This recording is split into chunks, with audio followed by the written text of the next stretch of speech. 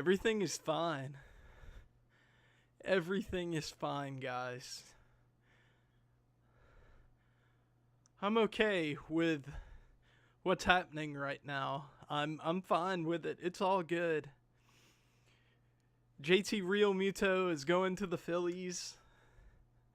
When the Braves were like the team that were gonna get him all off season, that was the thing that was gonna happen. But he's going to the Phillies, which is great. I'm really super happy for him. I really am. It's so good. I'm just golly gee, man.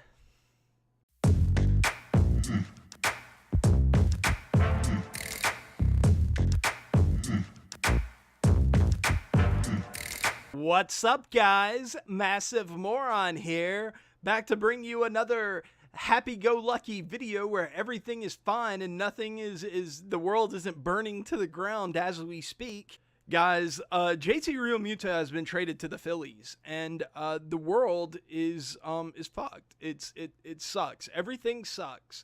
If you're a Braves fan right now, I mean, what do you say? You're sad because for basically the entire winter, JT Realmuto was gonna be a Brave. That was the thing that was gonna fucking happen, but it didn't happen. And just to add a little fucking salt to the wound, just to make it hurt just a little bit more, he goes to the Phillies. That's just tremendous. Just a great day all around. It's just terrific, and you know, they sent a good package back. The Marlins did really, really well in this trade, and yeah, I mean, what can you say? They got a really good return back, and the Phillies, they have JT Realmuto, and if they sign Harper, my God, that lineup is going to be scary. It's gonna be a fucking problem. The NL East is going to be dealing with a fucking problem, let me tell you. But what we're going to be doing in this video today, guys, is we're going to be going over the value of the trade exactly, see if the Phillies overpaid for Realmuto, see if the Marlins got a really good and fair deal for Realmuto. We're going to be going over the surplus value. You guys know that I really like to talk about things like this, but this is the first time that I've ever kind of done it in a video form. This is something that I've been wanting to do for a while now, is do something kind of like what Giraffe Neck does and a few other guys do, where they talk about real world baseball shit, you know, shit that's going on in the real baseball community when people sign and do stuff like that. So if you want to see me do more stuff like this after the video, please leave a like, please leave a comment. If you're new, please sub and all that.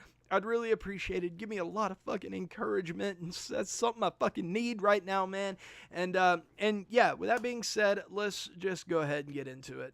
Okay, so first of all, who is going back in the deal for JT Realmuto? Right now, it's being reported that Sixto Sanchez and Jorge Alfaro, and sorry, God, I can't even think right now. I'm so fucking mad. Jorge Alfaro and Will Stewart and international slot money is going back to the Marlins in exchange for Realmuto.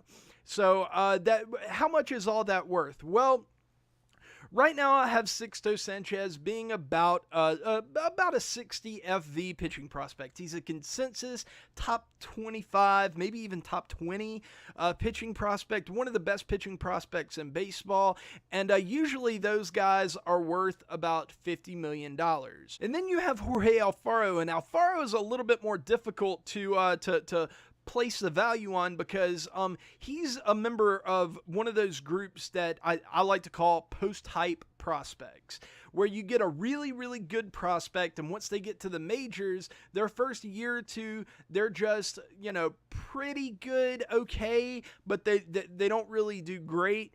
And the hype, the shine is kind of worn off of them, and they don't have as much value as they would have as a prospect. That's kind of where Jorge Alfaro is falling right now.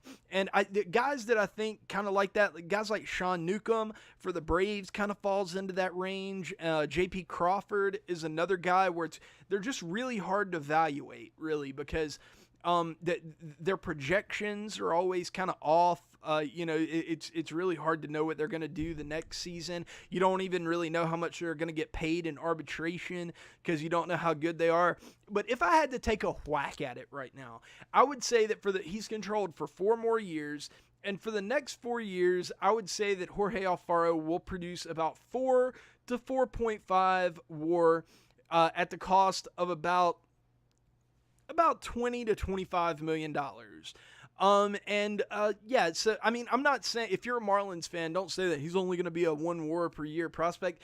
I'm not saying that at all. I think Jorge Alfaro has tremendous upside. He produced 2.1 F4 last year. I'm just going off basically what the projections are saying and what a median expected outcome would be. That means his 50th percentile outcome. There's a equally good chance that he could outproduce that and hit his 75th percentile, and he could be a 2.5 win player and be tremendously valuable, or a 3 or a 4 win player, or a fucking superstar.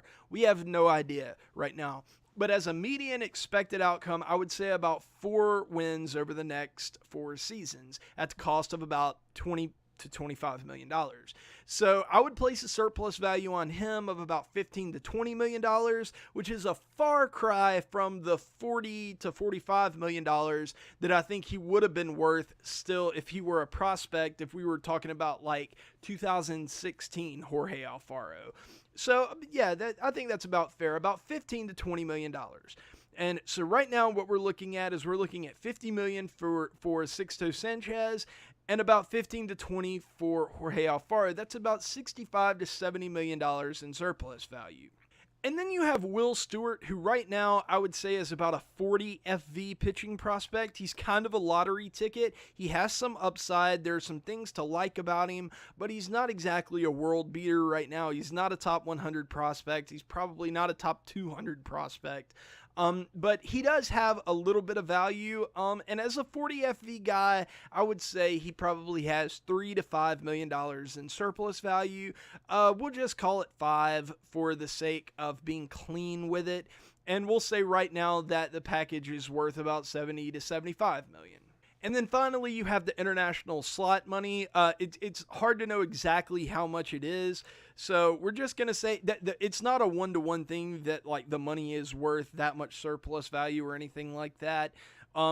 It's kind of hard to evaluate international slot money because there are a lot of variables in there that you don't know, but we'll just call that another $5 million just to make it clean and say that we'll just call it a $75 million package that the Phillies are sending to the Marlins. I think that's in the ballpark of being about right. And so, what are the Phillies getting back? They are getting back JT Realmuto, and the question is it an overpay? Did they pay too much for JT Realmuto? And the answer to that question, for me at least, is yes, but not by a lot. I was thinking before this trade went down that they were going to include, they were talking about crazy packages like Sixto, Adonis Medina, and Jorge Alfaro, plus maybe like Adam Hazley or something like that. That would have been an insane package, and that would have been like $110 million in surplus value, which would have been a ridiculous overpay. But right now, I have JT Realmuto. The steamer right now has him at 3.8 WAR next year, and I think that's a fair projection. It would be higher because he's going from the Marlins Park to a more hitter-friendly park, and Marlins Park has really hurt JT Realmuto throughout his career. So I wouldn't begrudge anybody for giving him like a 4.5 or 5 WAR season next year. And honestly, going by Fangraphs or Baseball Reference, that's probably what he'll be. But the one thing that troubles me about those two metrics is that neither account for pitch framing. And when it comes to pitch framing, JT Realmuto is solidly below average. Some people may say he's average, but I think he's comfortably below average. And pitch framing is an extremely important thing for catchers. It can account for up to 20 runs per year if you're a really good pitch framer, or it can take away 10 to 20 runs per year if you're a bad pitch framer. So he's going to get a lot of negative value. And just for reference, about 10 runs in either direction accounts for about a full win of value. So yeah, being a bad pitch framer is going to really hurt his value. Maybe the Phillies can do something. Maybe they can make him better or something like that, but you can't really bake that into a trade. So right now I'm projecting about 3.8 wins for JT Realmuto next year. And then the year after that, about just a slight regression to 3.7 wins to get to a clean 7.5 F4 over the next 2 years that he's controlled. And how much is he going to cost? Well, right now, going off the standard arbitration, kind of model or scale, he's getting paid $5.9 million this coming up season. So just kind of maybe double that to get to $12 million for the season after that. And you get about $18 million over the next 2 years. A very reasonable price for a guy that produces as much as he does. And you get a surplus value of about $57 million with a margin of error of about $3 to $4 million. So we'll just call it an even $6 million and call it a day. That's about how much JT Realmuto is worth in trade, about $60 million. But that's not factoring in the contenders premium. And usually the contenders premium is referred to within the season. You have a team that is competing, they're going, they're playoff bound and they need a really good starting pitcher or something like that. At the trade deadline, they overpay a little bit. They pay a little bit of a contenders premium to get to get them to the promised land or whatever. In the offseason, you don't really see that. But this offseason, I do think that it's pretty obvious that the Phillies are looking to contend. So they were okay with overpaying by a little bit to get Realmuto. Usually I'm not that comfortable with a contenders premium over about $10 million. And it looks like the Phillies are going to pay about 15 in a contenders premium. So that, in my opinion, that does seem to be a little bit of an overpay. But I mean, you have to look at the Phillies situation right now. They're going strong after Harper. Who knows whether this impacts their ability to sign Harper or anything on the positive side, if it makes them more likely to sign Harper. Who really knows? When you're talking about that much money, I have to say I kind of doubt it. It's really going to be more of a monetary thing than my buddy is on the Phillies type of thing. But who knows? It could. I'm not going to factor that into the valuation, but when you're talking about the Phillies, also you have to think about just how much money they have. They have stupid cash right now, just cash constantly shooting out of their asshole 24/7. They have more money right now and capacity to spend right now than almost any other team in baseball. And considering that, right now is, if you're going to overpay for a guy to get to contention, right now is probably the time to do it for them, because they could go out tomorrow, sign Harper maybe, and then turn around the next day and get Keuchel, and they're still fine. They, no problem, no big deal. So, yeah, I think it's a good deal for the Phillies. I don't think they got great value, but I think it does make their team a lot better, at least for the next 2 years. Losing Sixto is going to be a big deal, though, because they were kind of counting on him to be a rotation stalwart. 10-step, there's no such thing as a pitching prospect, but he was about as sure of a bet as you can get of a pitching prospect, if that makes sense. Definitely not a sure thing, but he had a really good shot at becoming at least a solid number 3 or number 2. And the Phillies kind of needed that, but they have the spending capacity to go out and, at least for the next 2 to 3 years, fill that role that Sixto would have filled. So it's really not that big of a deal short term. Long term, we'll see.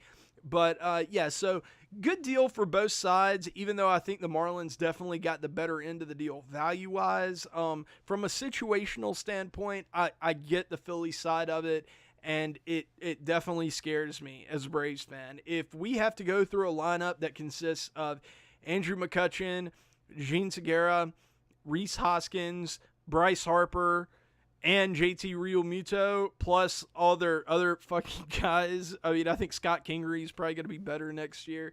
I mean, Odubel Herrera, my God. It's going to be a sick lineup. It's going to be a question whether their defense and their pitching can hold up, but that lineup, it right now, it looks like it could potentially be sexy as fuck. So yeah, that's gonna do it for me, guys. If you, like I said earlier, if you like this video and you want to see more, please hit the like button, leave a comment saying, dude, do this again, man. Like, this was cool.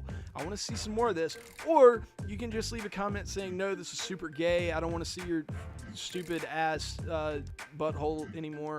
So yeah, just say that, and I'll be like, okay, cool, I won't do this anymore. I'll just make gay ass MLB The Show videos for you guys. And so yeah, I love you guys. I will see you guys later. Peace.